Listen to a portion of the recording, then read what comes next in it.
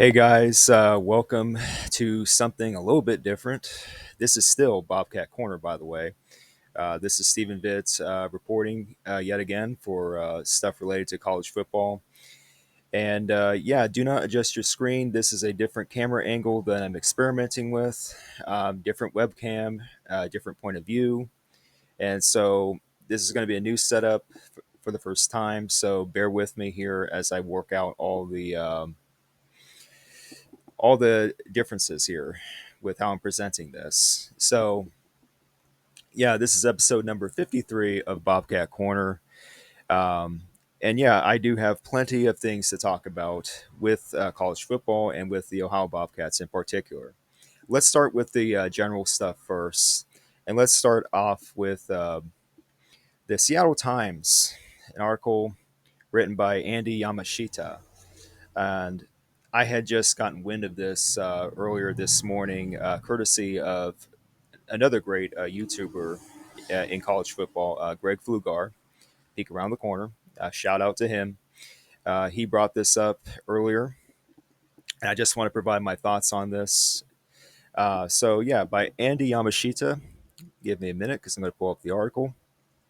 I'm not going to read the whole article, obviously, guys, but I'm just going to give you um, just a little bit of it so that you can understand where it's going. So let's start here with the quote. The House settlement does give us a better chance to support our 22 programs, said Pat Chun. He is the athletic director of the University of Washington, who was one of 10 athletic directors chosen to work on the NCAA settlement implementation committee.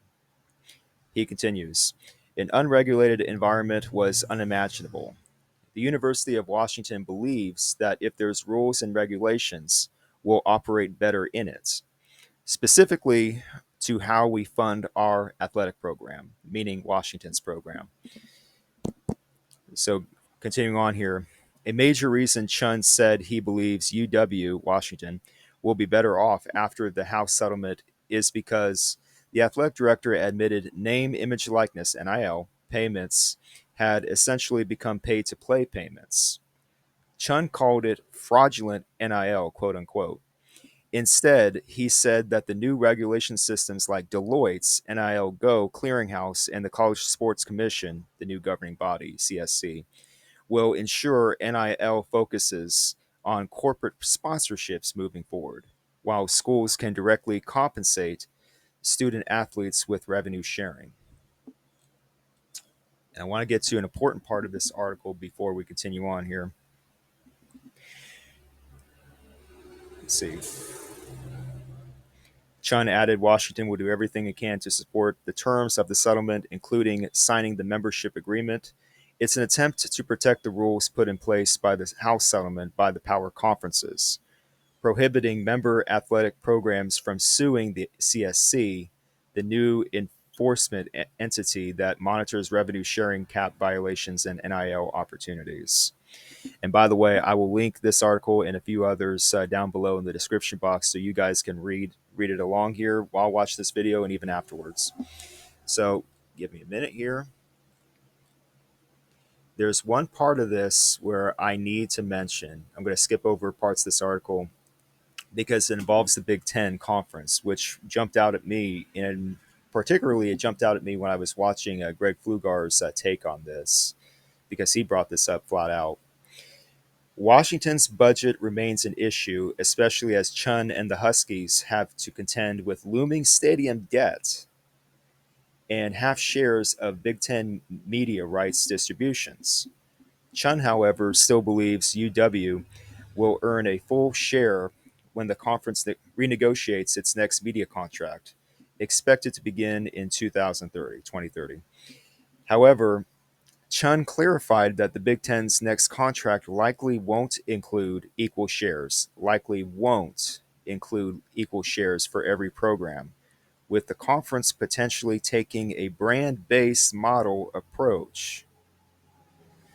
Going forward, Chun said that the football calendar has to be straightened out now that the House settlement has been approved.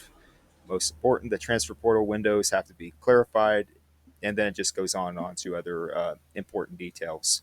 But that previous paragraph that I just read out to you guys That jumped out at me because it definitely sounds like that the Big Ten as a conference, they're willing to adopt a model so similar to what the ACC just adopted not too long ago, unequal revenue sharing.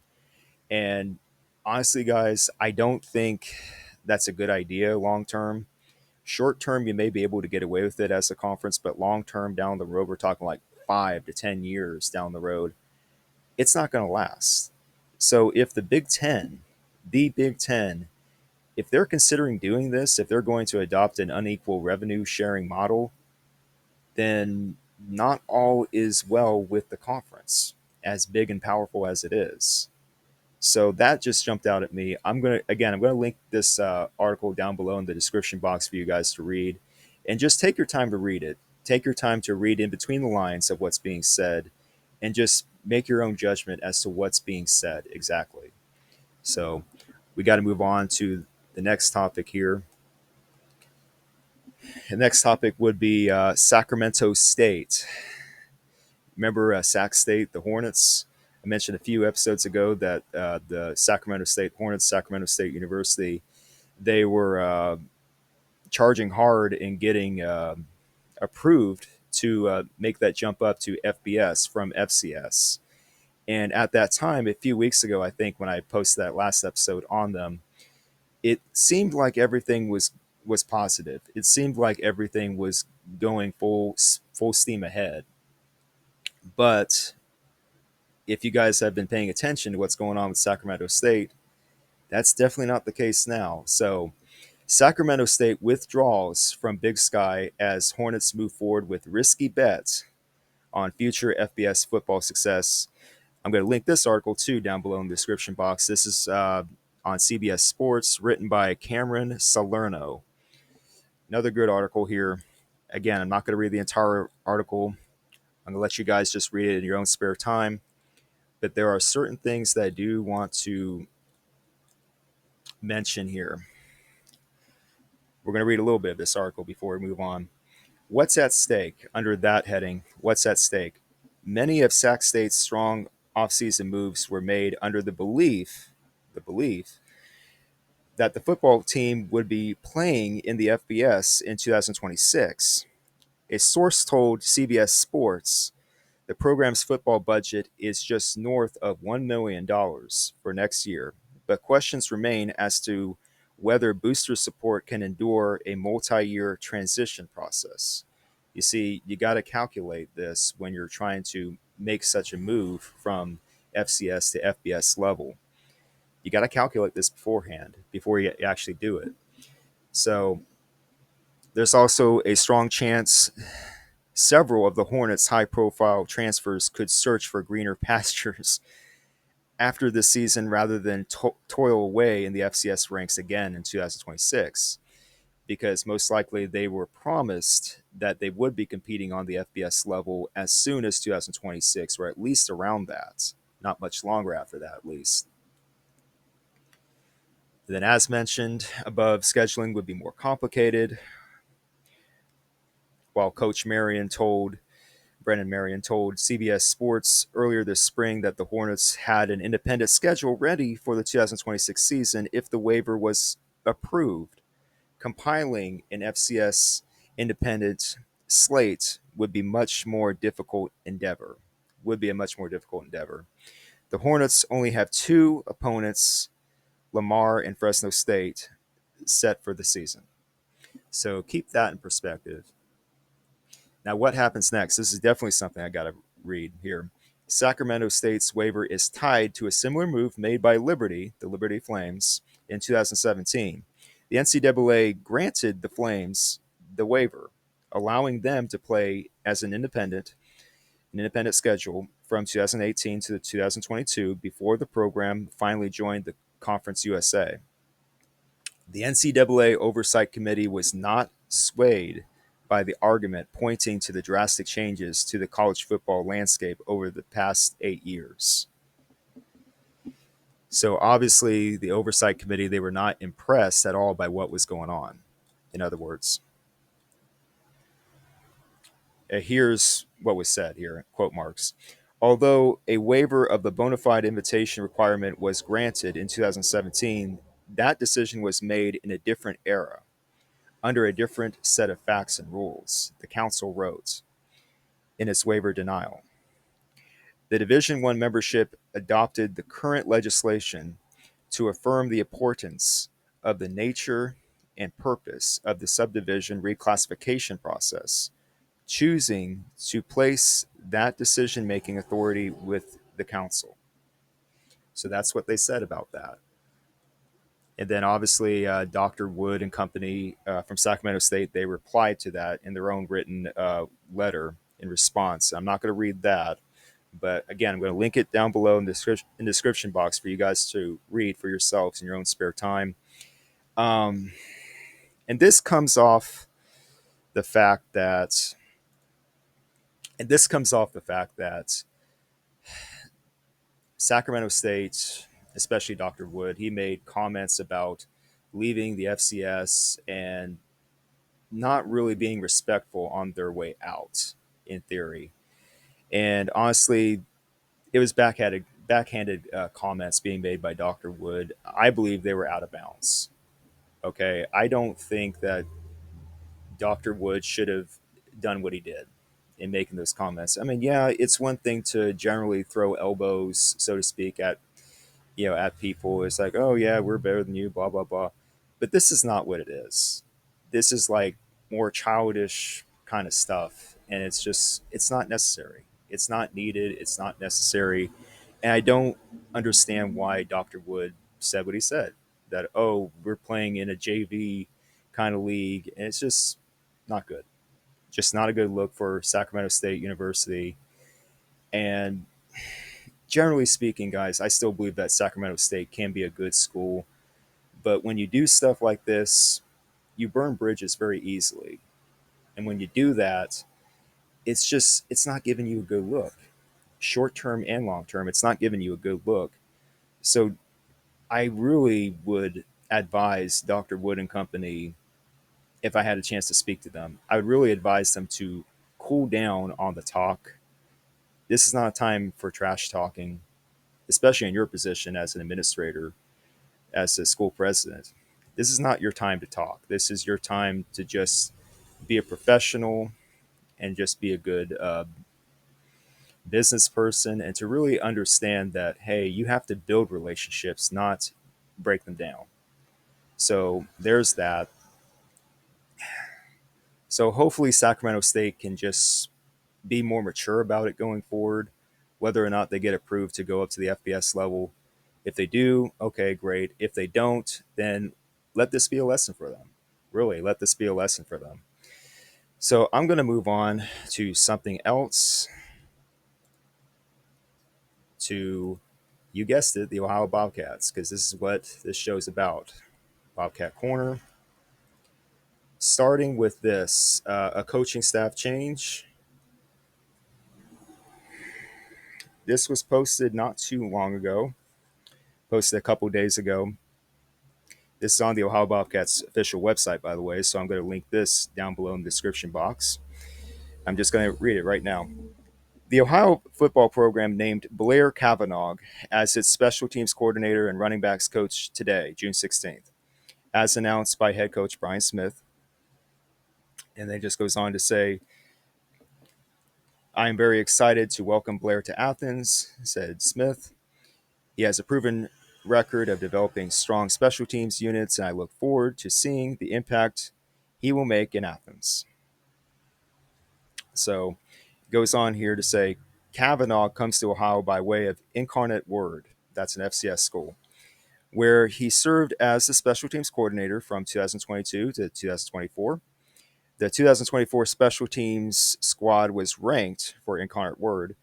That was ranked number 2 in among FCS teams by Hero Sports and number 10 by Pro Focus Football, PFF. Notably, the 2022 squad led the Southland Conference, the entire Southland Conference, in punt return averages and punt return touchdowns, finishing the season with 3 punt return touchdowns. So it just goes on to say more here. Blair Cavanaugh, arrived at Incarnate Word from Syracuse, where he supported multiple units as quality control before serving as a special teams coordinator for the 2021 season. So I will link the rest of this. I will link this article down below in the description box for you guys to read. We have a new special teams coordinator slash running backs coach, and from what I've read here, and you guys will notice it when you read it as well. From what I've noticed here, we have a good coach. We just brought in a good coach. He definitely knows what he's doing on special teams when it comes to putting players in the right position to field kickoffs and punts. So we got a good one here. Got a good one, good coach here for special teams, also serving as running backs coach. So he also knows how to handle the running backs. Good addition. Uh, no complaints for me. So yeah, good addition there. And speaking of additions, excuse me. Yeah, Dorian Boyland. This happened back on June 6th. Um, Funny enough, on the same day that the house settlement was approved, Dorian Boyland, he comes from Drake University, the Drake Bulldogs of FCS transfer portal. This is our latest transfer portal edition for the Ohio Bobcats football team. Dorian Boyland, he is a running back from Drake, and I'm checking out his stats right now. Career statistics. He was very active in 2022 and 2023. Uh, he saw minimal playing time in 2024 because of injuries. He only played 4 games in 2024, so we'll just put those stats aside. But 2022 and 2023, um, he produced quite a bit for the Drake Bulldogs. Dorian Boyland. Um, he had 683 rushing yards in 2022, 697 rushing yards in 2023, 5 touchdowns in 2022, and 7 touchdowns in 2023. Great productivity there in the running game. And also, he can catch the ball too. 2022, 137 receiving yards, 18 receptions, 1 touchdown receiving. 2023, 8 receptions, 64 yards, no touchdowns. But yeah, he has proven the ability to catch the ball while on the run, and he can run the ball, obviously. And considering our depth chart for the running backs, I think this was definitely needed because, yes, we got C.A. Bangura back, and that's great. I'm glad to have CA back. But there are some health related issues regarding CA Bangura, and he needs help. It can't just be CA Bangura and nobody else. So, yeah, getting somebody like Dorian Boyland here, that's a good addition. Definitely a good addition. And that's definitely going to be your backup running back, Dorian Boyland, as far as I'm concerned. So we got like a depth chart of C.A. Bangura, number one, I believe. Number two, Dorian Boyland. Number three, I'd have to believe it would be Duncan Broom. Uh, I still have really high hopes for that guy. He came from Germany the other year, and he just has a fascinating story behind him, Duncan Broom. So, yeah, you got a combination of Bangura, Boyland, and Broom. So we'll see how that shakes out for the running back room. Just potential. That's all I'm saying. Potential. So yeah, so that's really the only transfer portal addition of note lately for the Ohio Bobcats. Hopefully not the last one, but we'll see about that. And also, I want to get to this last one before I sign off here. Um, it's more of a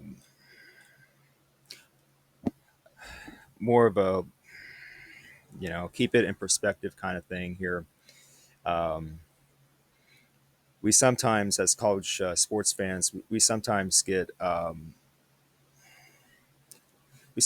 lost in the whole thing about cheering on your team and sometimes forgetting that the players and coaches that take the field or the courts, they're people just like us.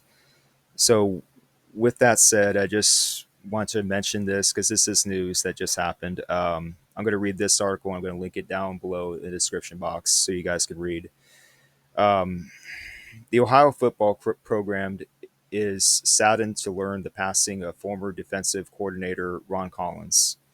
He was 61 years old, um, and reportedly he passed away due to cancer. So, Collins spent 10 seasons on the Ohio football coaching staff from 2011 to 2021, including including three as the program's defensive coordinator slash safeties coach. He was elevated to defensive coordinator on February 5th, 2019, after spending 7 years as linebackers coach and two as co-defensive coordinator. And yeah, I will give you guys this link so you can read this entire article for yourselves in your own spare time. It's just sad. There's there's a lot that could be said about coaches and how much time they spend doing their jobs, looking out for players and taking out time for fans, and this is what Ron Collins did for his time with the Ohio Bobcats and everywhere else he went when he was coaching. Um, yeah, it's hard to report news like this, guys. It's just because I take a step back and I look at the personal side of things, and I can keep it in perspective. So, um, guys, please say prayers. Please say prayers for Ron Collins and his family. Um, just please do whatever you can do to show your support for the Ohio Bobcats alumni group and the entire staff as they go through this time mourning. So, yeah, I wanted to finish off this episode with that note. So, yeah. Anyway, this was a